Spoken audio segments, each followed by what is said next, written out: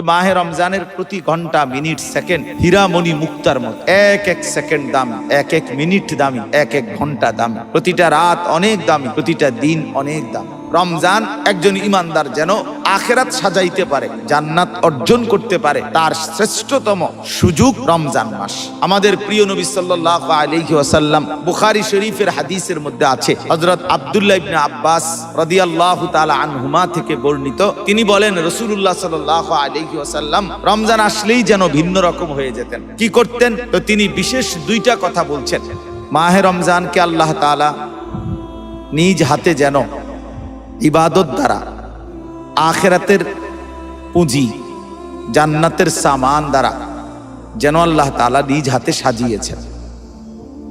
ইফতার, সাহরি, রোজা, তারাবি, এতেকাফ, শবে কদর, এইভাবে আল্লাহ তাআলা রমজান মাসকে সাজিয়েছেন।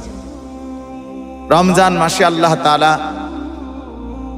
রহমত, মাগফিরাত, নাজাতের ভান্ডার যেন খুলে দিয়েছেন, জান্নাতের দরজা খুলে দিয়েছেন, জাহান্নামের দরজা বন্ধ করে দিয়েছেন, সমস্ত শেকলে শয়তান দুষ্ট জিনদেরকে শেকলে বন্দী করে ফেলেছেন।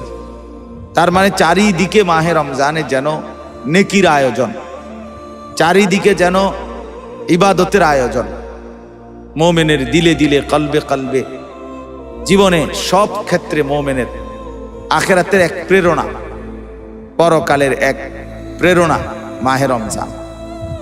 এজন্য রমজান মাসকে কদর করা, রমজানের সর্বোচ্চ কদর করা আমাদের উচিত। আমার শায়েখ আল্লামা মুফতি মুশতাকুন নবী কাসিমি বলেন, হযরত বলেন যে মাহে রমজানের প্রতি ঘন্টা, মিনিট, সেকেন্ড হীরামণি মুক্তার মতো, এক এক সেকেন্ড দামি, এক এক মিনিট দামি, এক এক ঘন্টা দামি, প্রতিটা রাত অনেক দামি, প্রতিটা দিন অনেক দামি। সাহাবায়ে কেরামের জামানা থেকে সর্বযুগের বুজুর্গ, আল্লাহওয়ালা, ঈমানওয়ালা, আমলওয়ালারা, আখিরাতের প্রত্যাশী যারা, জান্নাতের আকাঙ্ক্ষা যাদের, তারা মাহে রমজানকে আলাদাভাবে কদর করতেন। মাহে রমজানের ইবাদতের জন্য, মাহে রমজানের বন্দেগীর জন্য খুব মেহনত করতেন। পুরা রমজান জুড়ে কোরআনুল করিমের তিলাওয়াতের যেন জোয়ার বইত, কোরআনুল করিমের তিলাওয়াতের এক জোয়ার বইত। রাতে দিনে আসলাফ ও আকাবির কোরআনুল করিমের তিলাওয়াতে ডুবে যাইতেন, আল্লাহ তাআলার জিকির ইবাদতের মধ্যে ডুবে থাকতেন। সাথে সাথে রমজানের শেষ দশক নবী সাল্লাল্লাহু আলাইহি ওয়াসাল্লাম, সাহাবায়ে কেরাম এবং সর্বযুগের ঈমানদাররা শেষ দশককে আরো বেশি গুরুত্ব দিতেন। শেষ দশকে রাসূলুল্লাহ সাল্লাল্লাহু আলাইহি ওয়াসাল্লামের মোবারক আমল ছিল যে শেষ দশকে তিনি কোমর শক্ত করে বেঁধে নিতেন, শাদ্দা মিজারাহু, এবং রাতভর জেগে থাকতেন, আহিয়া লাইলাহু, এবং পরিবারের স্ত্রী সন্তানদেরকেও ইবাদতের জন্য জাগিয়ে দিতেন। অর্থাৎ শেষ দশক যেন ইবাদতের জন্য, আমলের জন্য, নেকি অর্জনের জন্য অস্থির হয়ে যেত। এই ছিল সব যুগে আমল। এজন্য প্রথম কথা তো আপনাদের সবার কাছে এটা, মাহে রমজানকে কদর করা, মাহে রমজানের সর্বোচ্চ মুনাফা, লাভ, আখিরাতের পুঁজি সংগ্রহের চেষ্টা করা, আর বিশেষ করে শেষ দশক চেষ্টা করা আল্লাহর ঘর মসজিদে রমজানের শেষ দশকের এতেকাফ করা। নিঃসন্দেহে এতেকাফ অনেক দামি মোবারক আমল। রাসূলুল্লাহ সাল্লাল্লাহু আলাইহি ওয়াসাল্লাম বলছেন মুতাকিফের ব্যাপারে, ইয়াতাকিফুজ যুনুব, এতেকাফকারী সমস্ত গুনাহ থেকে বিরত থাকে। ওয়ায়ুজজা লাহু মিনাল হাসানাত কাআমিলিল হাসানাতি কুল্লিহা, এবং বাহিরে থাকলে যত নেক আমল সে করতে পারত, এতেকাফের কারণে করতে পারে নাই, কিন্তু তবুও আল্লাহ তাআলা তাকে সমস্ত বন্দিগি যা করা সুযোগ ছিল সেই সবগুলো বন্দিগির নেক আমলের সওয়াব এতেকাফকারীকে মসজিদে থাকা অবস্থাতেই আল্লাহ তাআলা দান করবেন। তাইলে এটা অনেক বড় ফজিলত, আল্লাহর ঘরের এতেকাফ করা, শবে কদর তালাশ করা।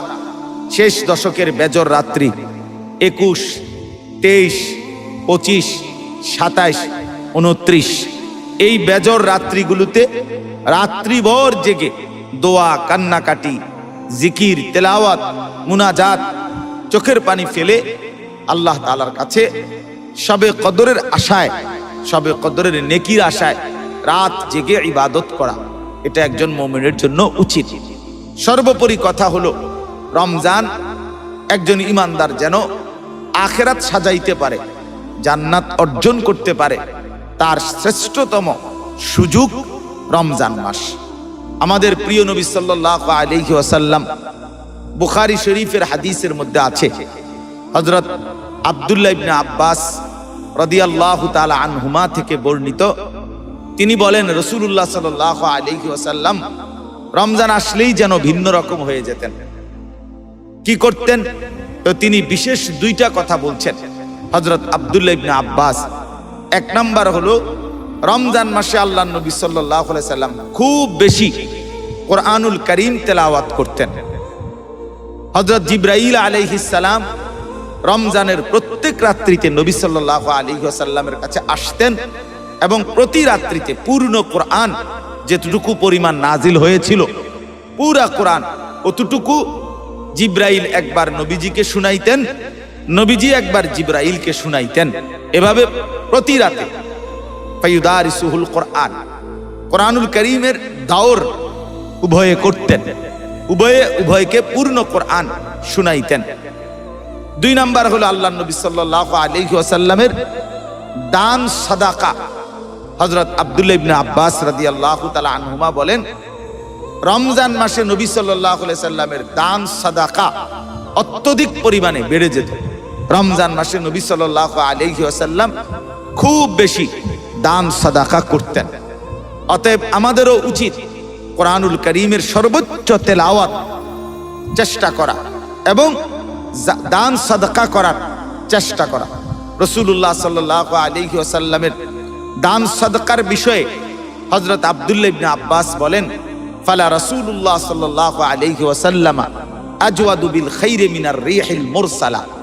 অবারিত বাতাস বইতে গিয়ে যেমন কাউকে বাদ দেয় না, সবার গায়েই বাতাস বয়, ঠিক আল্লাহর নবী সাল্লাল্লাহু আলাইহি সাল্লামের দান সাদাকা এরকম সকলের মাঝে বিস্তীর্ণ হতো, সবার মাঝেই তিনি দান করতেন, সাদাকা করতেন।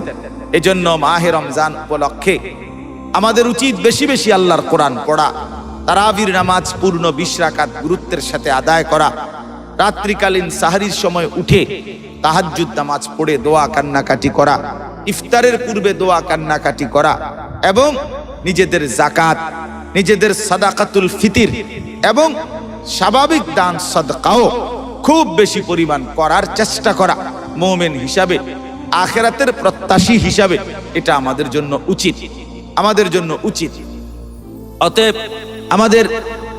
আপনাদের সবার কাছে আমরা অনুরোধ করছি, আবারও মাহে রমজানকে কদর করবেন, ইবাদত আমলের মাধ্যমে মাহে রমজানকে সাজিয়ে তুলবার, আখিরাতকে সাজাবার সর্বাত্মক চেষ্টা প্রত্যেকেই করবেন ইনশাআল্লাহ। মাহে রমজান সারা পৃথিবীর মুমিন মুসলমানদের কাছে একটি শ্রেষ্ঠতম মাস।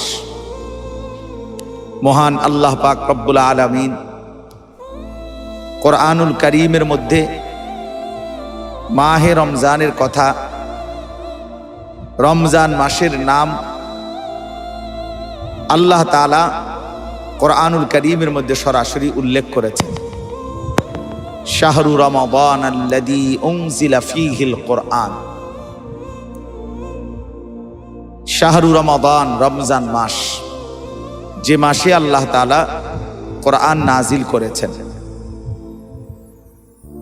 যেহেতু আল্লাহ তাআলা উল্লেখ করলেন, নিঃসন্দেহে এটা দাম। রাসূলুল্লাহ সাল্লাল্লাহু আলাইহি ওয়াসাল্লাম অসংখ্য হাদিসে মাহে রমজানের বিষয়ে কথা বলেছেন।